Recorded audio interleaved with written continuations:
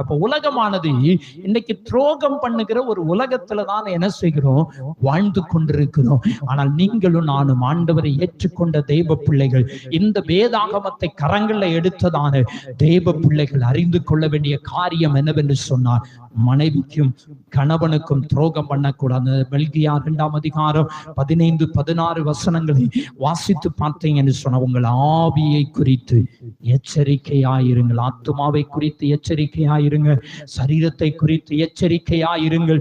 மனைவிக்கு துரோகம் பண்ணாதபடி உங்கள் ஆவியை குறித்து நீங்க என்ன செய்யணும், எச்சரிக்கையார். நானும் சரி, நீங்களும் சரி, இங்க உட்கார்ந்து இருக்கிற ஒவ்வொருவரும் சரி, கேட்கிற ஒவ்வொருவரும் சரி, நீங்கள் உங்கள் ஆவியை குறித்து என்ன செய்யுங்கள், எச்சரிக்கையாயிருங்கள் என்று வேதம் கற்றுக் கொடுக்கிறது. எதற்கு எச்சரிக்கையா இருக்கணும், துரோகம் பண்ணக்கூடாது. துரோகம் தான் இன்னைக்கு உலகத்துல என்ன செஞ்சிருக்கு, பெருகி இருக்கிறது.